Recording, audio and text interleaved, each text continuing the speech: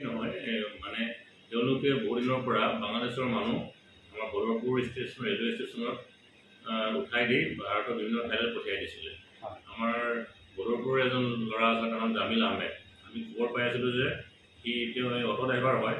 তেওঁ কি কৰে, এই কালাইনৰ পৰা মানুহ লৈ আনি বাংলাদেশৰ মানুহ, তেওঁ মেঘালয়ৰ পৰা পাৰ হোৱা আহিছে মানুহকেইজন, আৰু মানুহ লৈ আহি আমাৰ বদৰপুৰ ষ্টেচনত টিকেট কাটি দিয়ে, জেনেৰেল ডবাত টিকেট কাটি দিয়ে আৰু মানুহখিনিক ভাৰতৰ বিভিন্ন ঠাইলৈ পঠিয়াই দিয়ে।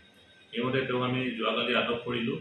আটক কৰাৰ পিছত সোধ-পোছ কৰাৰ পিছত তেওঁ আৰু 3জন মানুহৰ নাম ক'লে। তেওঁলোক হৈছে মগদ আলী, ইটু ৰয়, কপিল উদ্দিন, আৰু তেওঁলোকৰ ঘৰ হৈছে শিলচৰ কালান থানৰ আণ্ডাৰত।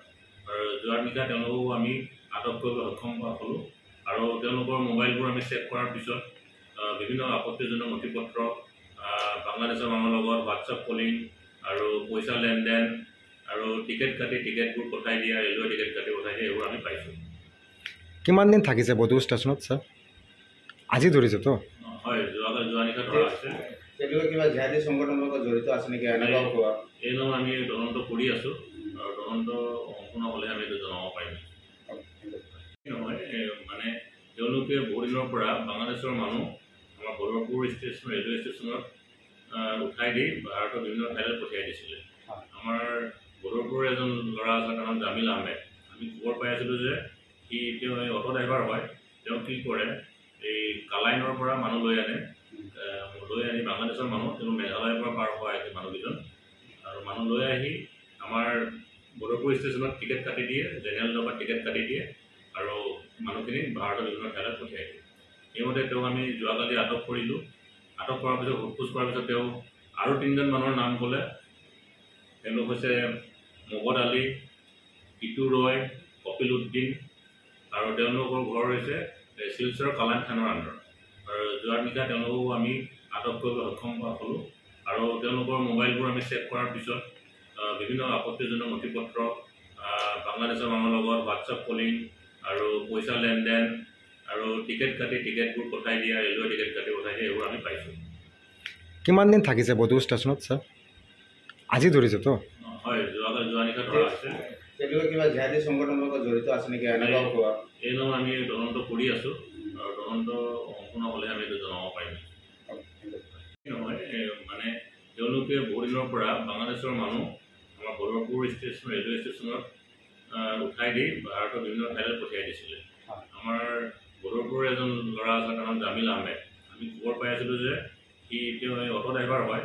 তেওঁ কি কৰে, এই কালাইনৰ পৰা মানুহ লৈ আনি বাংলাদেশৰ মানুহ, তেওঁ মেঘালয়ৰ পৰা পাৰ হোৱা আহিছে মানুহকেইজন, আৰু মানুহ লৈ আহি আমাৰ বদৰপুৰ ষ্টেচনত টিকেট কাটি দিয়ে, জেনেৰেল ডবাত টিকেট কাটি দিয়ে আৰু মানুহখিনিক ভাৰতৰ বিভিন্ন ঠাইলৈ পঠিয়াই দিয়ে।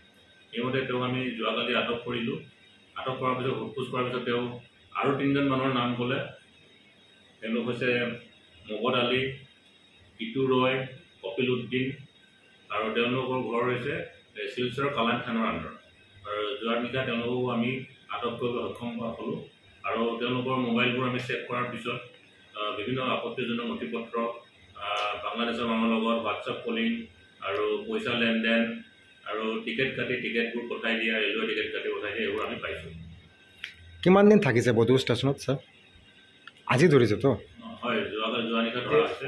তেওঁলোকে কিবা জিহাদী সংগঠনৰ লগত জড়িত আছে নেকি? এই নাম আমি তদন্ত কৰি আছোঁ, আৰু তদন্ত সম্পূৰ্ণ হ'লে আমি এইটো জনাব পাৰিম। নহয় মানে তেওঁলোকে বহুদিনৰ পৰা বাংলাদেশৰ মানুহ আমাৰ বদৰপুৰ ষ্টেচন ৰেলৱে ষ্টেচনত উঠাই দি ভাৰতৰ বিভিন্ন ঠাইলৈ পঠিয়াই দিছিলে। আমাৰ বদৰপুৰৰ এজন ল'ৰা আছে, তাৰ নাম জামিল আহমেদ। আমি খবৰ পাই আছিলোঁ যে তেওঁ অটো ড্ৰাইভাৰ হয়। তেওঁ কি কৰে, এই কালাইনৰ পৰা মানুহ লৈ আনি বাংলাদেশৰ মানুহ, তেওঁ মেঘালয়ৰ পৰা পাৰ হোৱা আহিছে মানুহকেইজন, আৰু মানুহ লৈ আহি আমাৰ বদৰপুৰ ষ্টেচনত টিকেট কাটি দিয়ে, জেনেৰেল ডবাত টিকেট কাটি দিয়ে আৰু মানুহখিনিক ভাৰতৰ বিভিন্ন ঠাইলৈ পঠিয়াই দিয়ে। সেইমতে তেওঁক আমি যোৱাকালি আটক কৰিলোঁ। আটক কৰাৰ পিছত সোধ-পোছ কৰাৰ পিছত তেওঁ আৰু 3জন মানুহৰ নাম ক'লে।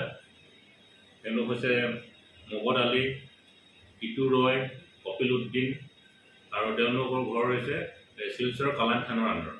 আৰু যোৱা নিশা তেওঁলোকক আমি আটক কৰিবলৈ সক্ষম হ'লোঁ। আৰু তেওঁলোকৰ মোবাইলবোৰ আমি চেক কৰাৰ পিছত বিভিন্ন আপত্তিজনক নথি পত্ৰ, বাংলাদেশৰ মানুহৰ লগত হোৱাটছআপ কলিং আৰু পইচা লেনদেন আৰু টিকেট কাটি টিকেটবোৰ পঠাই দিয়া, ৰেলৱে টিকেট কাটি পঠাই দিয়া, এইবোৰ আমি পাইছোঁ। কিমান দিন থাকিছে বধুৰ ষ্টেচনত ছাৰ? আজি ধৰিছেতো? হয়, যোৱা নিশা ধৰা আছে। তেওঁলোকে কিবা জিহাদী সংগঠনৰ লগত জড়িত আছে নেকি এনেকুৱা কোৱা? এই নহয়, আমি তদন্ত কৰি আছোঁ আৰু তদন্ত সম্পূৰ্ণ হ'লে আমি এইটো জনাব পাৰিম।